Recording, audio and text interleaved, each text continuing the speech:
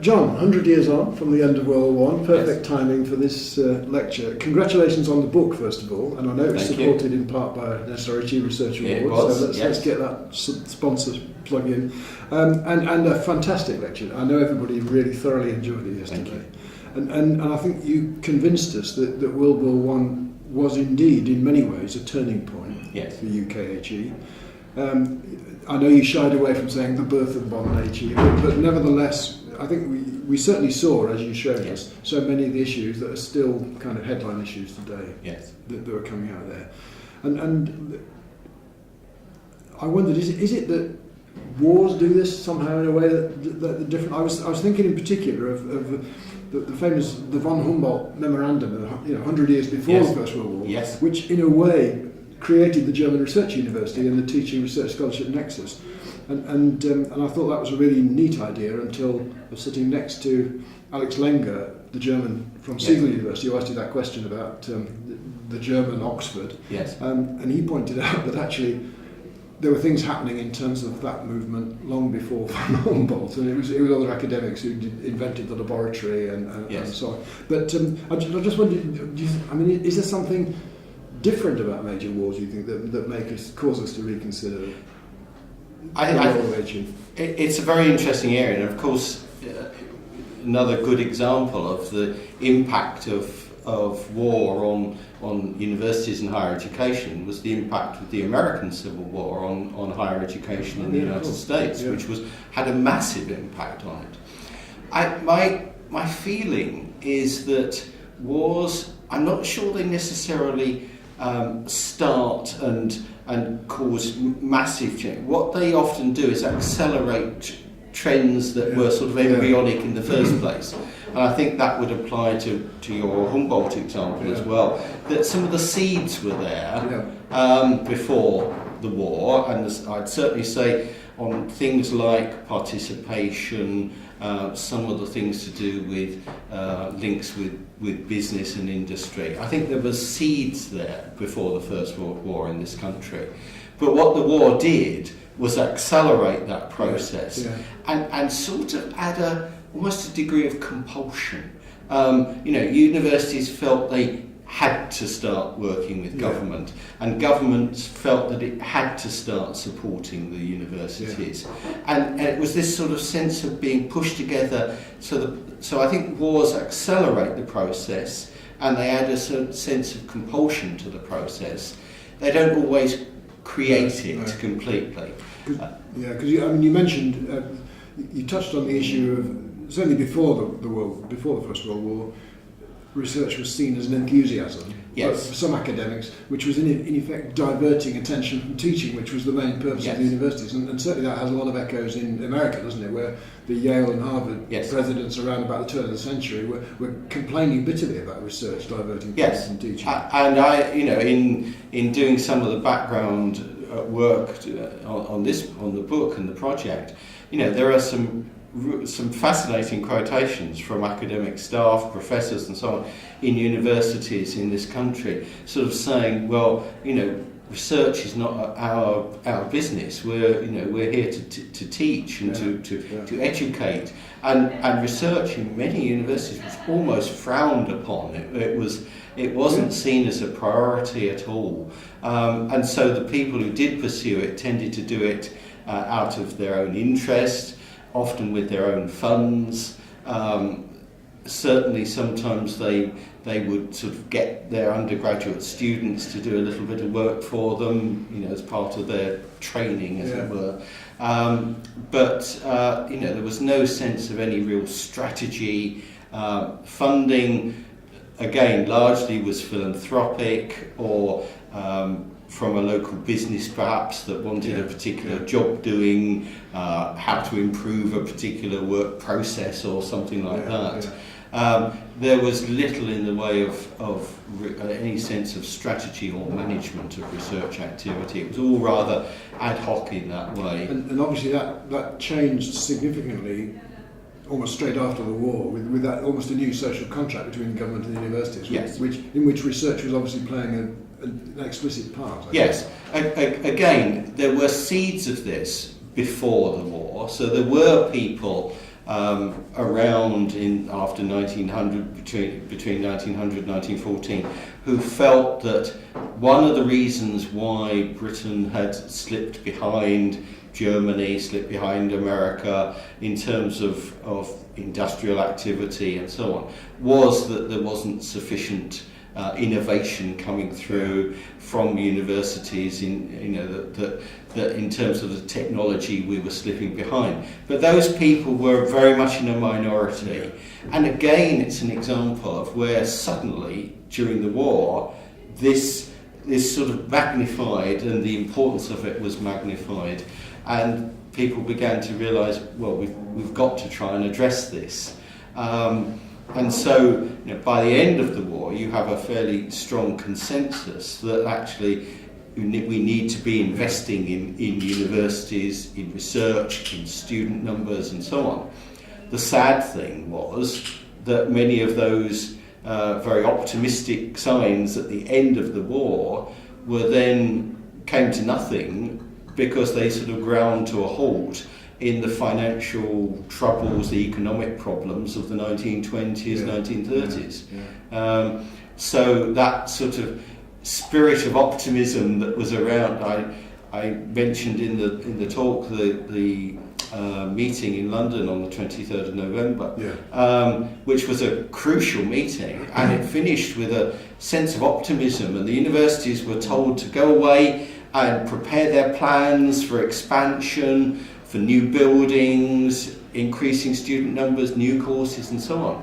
So there was a great period of optimism, but it was very short-lived, because even by 1919, the economic signs were turning in the other direction, and many of those hopes were just frustrated. Yeah, and you also mentioned, of course, what we now talk about is the criticism of some subjects as being Mickey Mouse subjects, and I know, because working in Bristol for a long time, there was a Times leader in 1914 or 15 which thundered about these inappropriate subjects for a new university, being the University of Bristol, and the inappropriate subjects were economics and aeronautical engineering. And Alfred Marshall was the Vice Chancellor of Bristol at the time, one of the greatest economists ever, when you look back, it kind of puts into context all those modern debates about Mickey Mouse subjects. Really.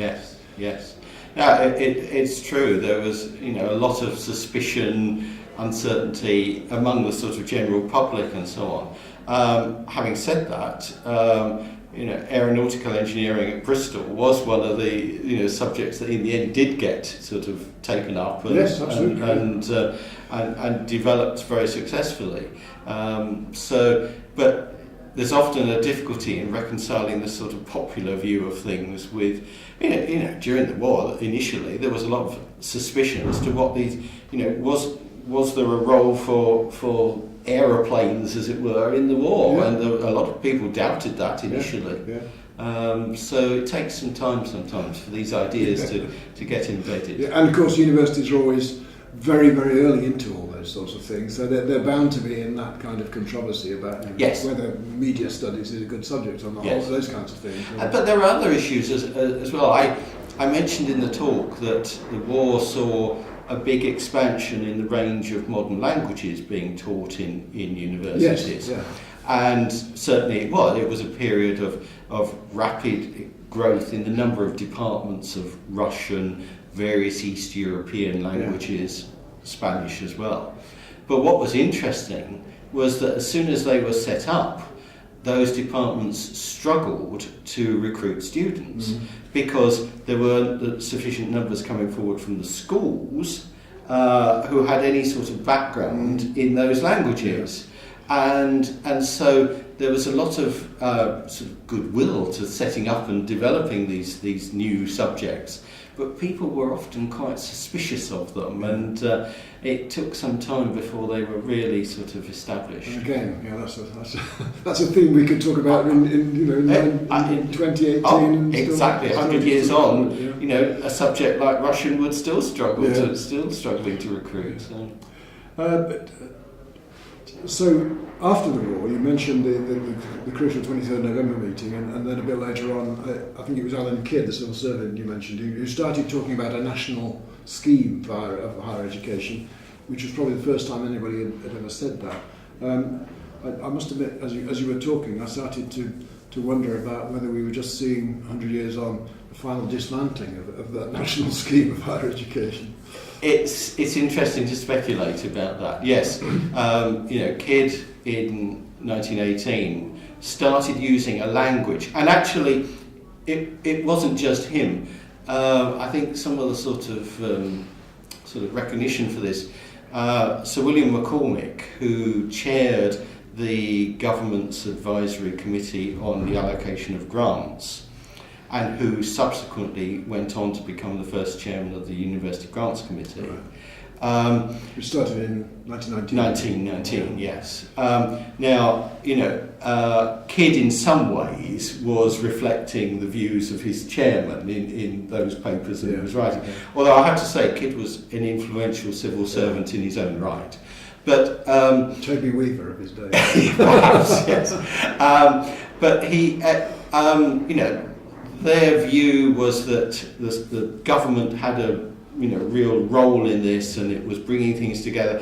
One of the interesting things that they advocated was a truly national system, because for that meeting on the 23rd of November, it was preceded by vigorous debate as to which universities should actually attend it. And one view expressed was that it should only be attended by those universities that were receiving some form of grant from government. Now, at that time, that excluded Oxford and Cambridge and Durham. Right. So there were some people who argued that actually Oxford and Cambridge and Durham should be left out of those discussions. But it was very much Herbert Fisher, as president of the Board of Education, who argued for a real national system. Yeah. So he insisted that at that meeting in November 1918, that not just all English universities either, that all Scottish, all Welsh and all Irish, of course, at that stage should be represented. Yeah. And so their view of it was of a genuinely national system. Yeah. Now, I think it's interesting looking back at it, taking the position now. I think you're right. I think things are, beginning to break up. I'm not sure that you would have the same sort of view in government of this sort of truly national system which we as government try and sort of run and have some oversight of. So you may well be right that 100 years on it's beginning to break up. Let's hope not. I agree. And I mean, obviously you didn't have time to go into many of the, as you said, you could talk for a long time. We'd all probably listen for a long time to some of these things. But you touched briefly on the role of women in higher education and said that for a brief period women were more prominent and were hired because the men, or a lot of the men, often their husbands were away at war and that kind of thing. But then you sort of implied that then, as it were, was a short-lived phenomenon at that time. Yeah, I think during the war, first of all, if you take students, the numbers of women as a proportion of the total went up hugely because the number of men, by about 1916, it's often said that there was barely a male student left in any of the universities. So clearly the number of women as a proportion of the total rose very sharply. The numbers didn't increase dramatically as an absolute number of students. Then of course at the end of the war, male students coming back, and the proportion drops and numbers of female students sort of flatten out again.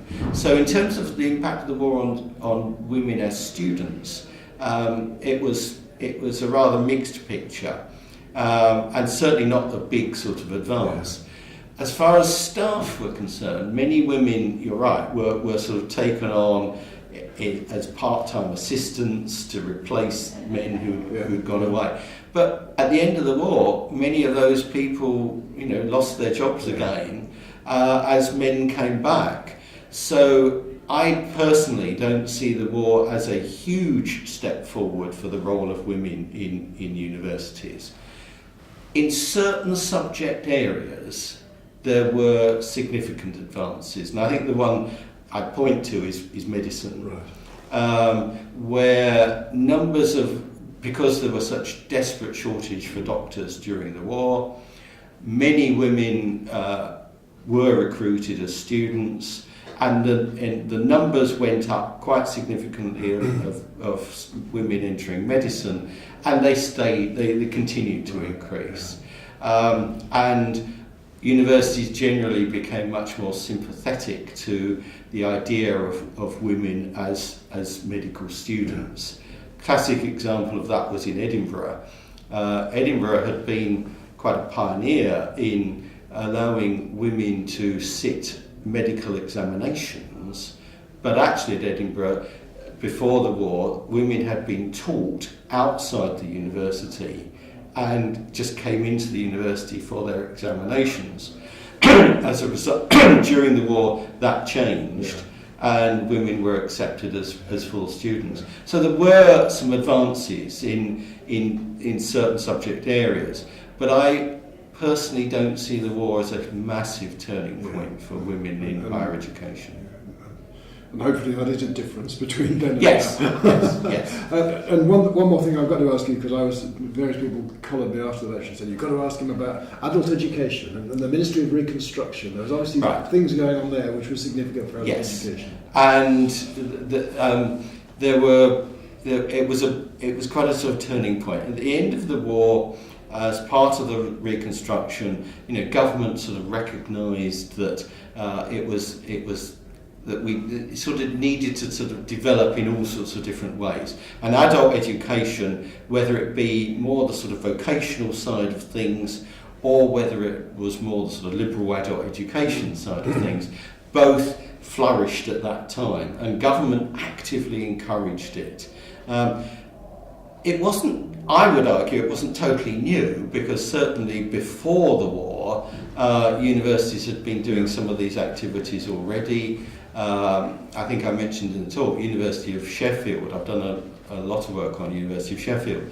And before the war, Sheffield ran a massive programme of courses for local industry, everything from training plumbers and electricians, through to some of other things relevant to the iron and steel industry, coal mining and so on. But they also ran a whole set of more liberal education programs. One of the things I find fascinating looking at some of the work before the war was the number of public lectures that universities ran. And university professors were expected to give public lectures in their cities, in their regions. And these lectures would often attract 500, 600 people. So this role of sort of interacting with communities was big. It was significant before the war. It's after the war, for a while, it became even more significant and received direct government support. Again, it's something which, over the years after that, I think, some people will argue that was almost the high point of continuing education in this country. Those were the days of Tawney and I don't know. Oh, exactly. Yeah. So, it certainly was an important stage. And the war brought a recognition that it was needed. I actually think, again, it was a bit of a two-way process, because it brought a recognition to government that this was needed, but part of that reflected a sort of upswelling of demand that people actually wanted it as well. Yeah. So it was a sort of two-way process, I think. But clearly, it was another significant impact of the war. John, absolutely fascinating. could talk to you all day, I know. But people will stop watching after about 5 or 10 minutes. So we've got to stop there. Thank you very much. Thank you very much. Thank you.